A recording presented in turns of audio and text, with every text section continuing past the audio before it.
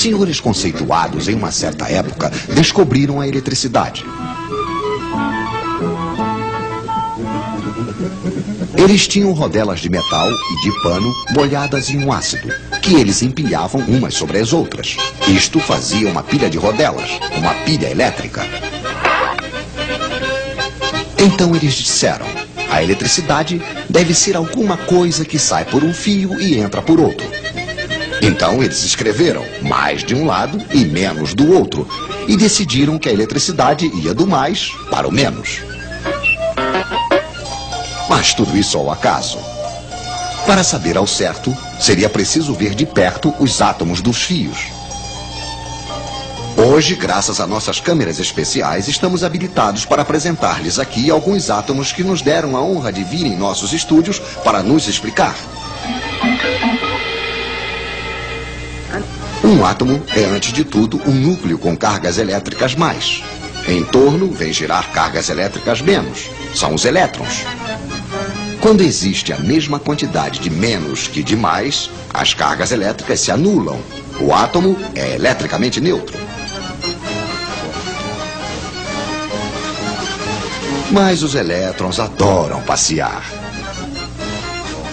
Então, assim que falta um elétron, há uma carga a mais que não é mais anulada. O átomo não é mais neutro. Ele se torna positivo. E quanto mais lhe falta elétrons, mais o átomo é positivo. Ele só terá uma vontade, o átomo, claro, que é a de recuperar elétrons.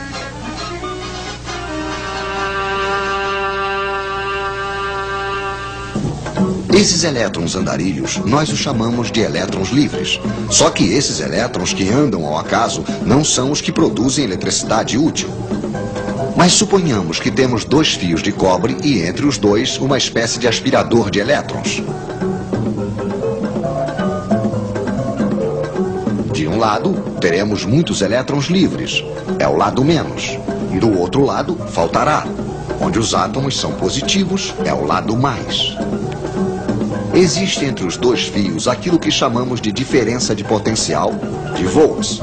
Por que volts? Ah, sim, o senhor que tinha inventado a pilha elétrica se chamava Sr. Volta.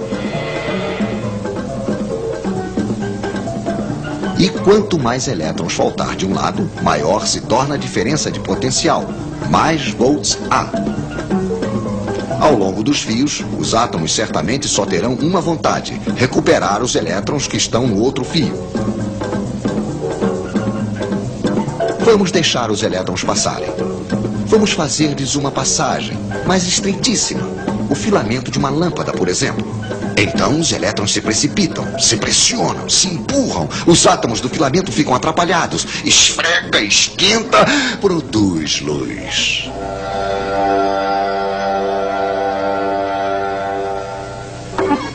Temos uma corrente de elétrons que vai do menos para o mais. Pois é, os nossos senhores se enganaram de direção. É verdade que eles não sabiam ainda o que eram os elétrons. De um lado, então, uma bomba a elétrons, um gerador. Do outro, um receptor, isto é, um aparelho onde os elétrons passam produzindo energia. Lâmpada, radiador, motor elétrico, etc, etc. Mas se recuperamos energia de um lado, é preciso fornecer do outro lado, ao gerador. Nas pilhas, é energia química.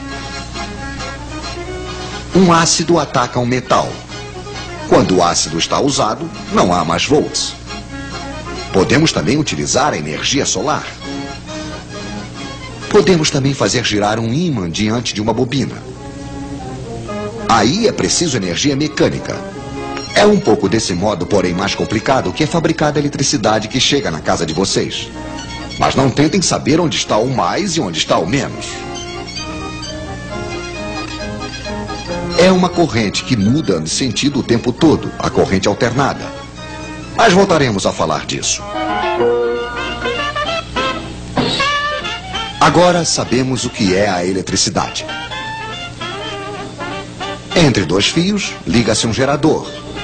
Dentro de um dos fios, temos elétrons demais. Dentro do outro, falta. No outro lado dos fios, os elétrons passam através de um receptor desprendendo energia. Isso faz uma corrente de elétrons. É muito simples. Infelizmente, na prática, não vemos os elétrons.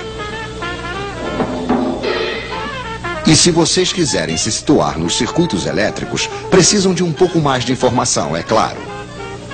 Esses senhores vão nos ajudar.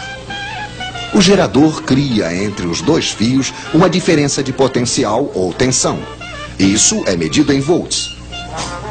Obrigado, Sr. Volta. O gerador pode ser uma pilha, uma bateria de carro ou simplesmente uma tomada. O receptor pode ser uma lâmpada, um ferro de passar, um radiador elétrico, enfim, uma quantidade de aparelhos mais ou menos potentes. A potência se mede em watts, em quilowatts. Obrigado, Sr. Watts.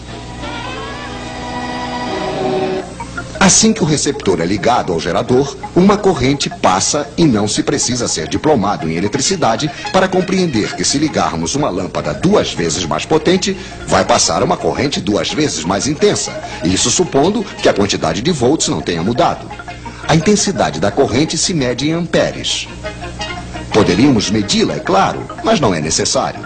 Conhecemos a voltagem. Está escrito nas pilhas ou nos contadores. Conhecemos a potência, está escrita nos aparelhos.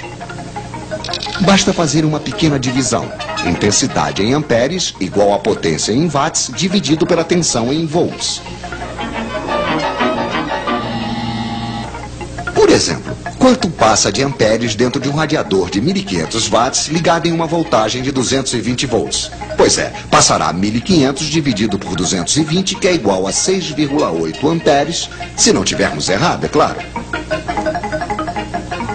No princípio, para ter eletricidade, certos senhores tinham inventado a pilha elétrica.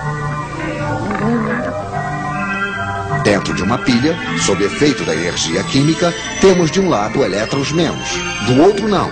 É o lado mais. Os elétrons se recombinam com os mais, passando no filamento de uma lâmpada, por exemplo. A corrente é contínua, porque os elétrons menos estão sempre do mesmo lado.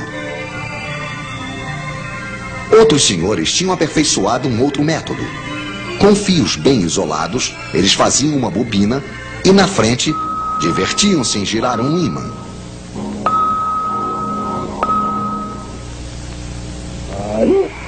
O princípio é mais ou menos este. Quando o polo norte do ímã chega, os elétrons são arrancados de sua órbita e vão para o lado do ímã, ficando mais do outro lado.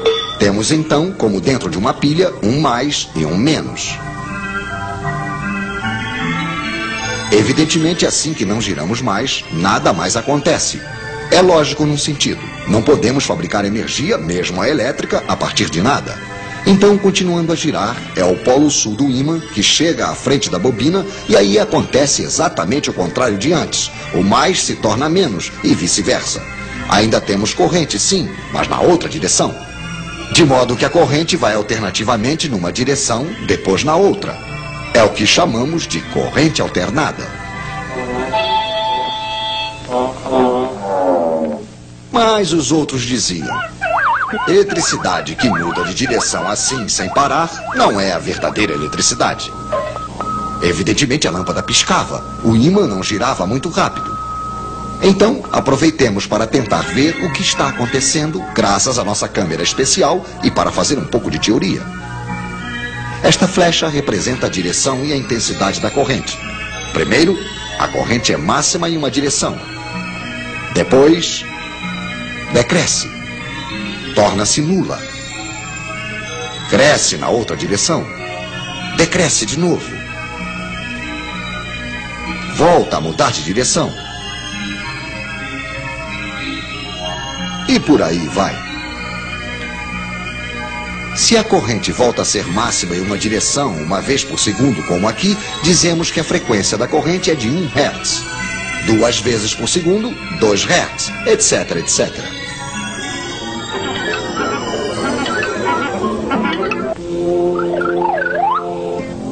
Há um outro modo mais divertido de ver as coisas. Pegue a flecha que representa a intensidade máxima, faça-a girar em um círculo imaginário que você desenha ao lado do fio. Pois bem, em qualquer momento, a intensidade real que passa dentro do fio é igual a isto. Quer dizer, a projeção ou a sombra da flecha giratória sobre o fio.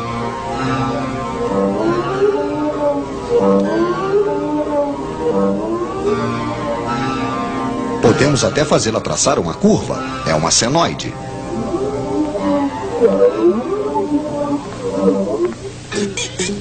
Mas voltemos aos nossos senhores. Eles aperfeiçoam o alternador. O ímã põe-se a girar mais rápido. A frequência da corrente aumenta. 4 Hz. Para 10, 12 Hz. Já quase não pisca. 50 Hz. Aí já não percebemos mais nada. 50 Hz é a frequência da corrente alternada que chega hoje na casa de vocês. A iluminação, o aquecimento funcionam bem. Os motores elétricos também. E hoje, um único alternador de central pode alimentar de eletricidade mais ou menos 1 milhão de lares. A ideia desses senhores, então, não era má. As usinas hidrelétricas usam geradores desse tipo para produzir energia elétrica. Só que aqui, esses dínamos estão acoplados às turbinas. A força da água faz as turbinas girarem e esse movimento provoca a variação do fluxo magnético. E pronto, surge a corrente elétrica. Aí está o esquema de funcionamento do gerador de corrente alternada. À medida que a bobina gira, o fluxo do campo magnético B, gerado pelos ímãs, varia. Ele vai de 0 a um valor máximo e volta a 0 novamente. Pela lei de Lenz, a corrente deve ter o sentido que produz um campo magnético que se opõe à rotação da bobina. Por isso, a corrente tem um sentido variável ou oscilante, já que ora o fluxo magnético aumenta, ora diminui. Portanto, a corrente gerada é uma corrente alternada. E olha aí, Gil, esse gráfico mostra direitinho a corrente alternada. Veja como ela oscila no período de tempo T. Uma das vantagens da corrente alternada é que ela pode ser gerada diretamente pelo movimento de rotação, como as turbinas das hidrelétricas, que são impulsionadas pela água.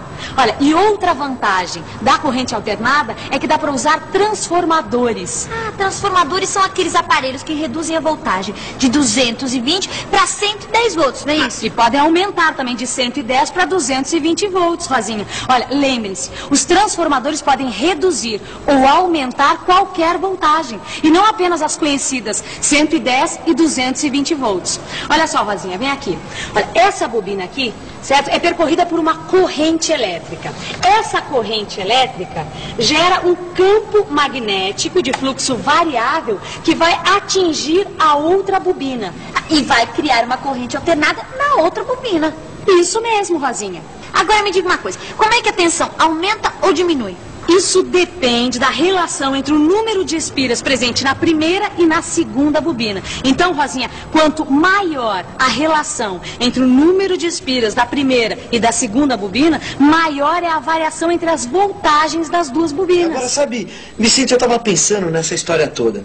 Se uma corrente elétrica gera um campo magnético, que por sua vez gera uma nova corrente elétrica, que gera um novo campo magnético, então eu acho que essa história não tem fim, viu? Não, você não acha, não. Essa história realmente não tem fim. Inclusive, no século passado, existia um sujeito, ele chamava-se Maxwell, que ele percebeu isso. Ele sacou que isso era realmente uma sequência interminável. Porque um campo elétrico variando, criando um campo magnético, que vai criar um novo campo elétrico e por aí vai.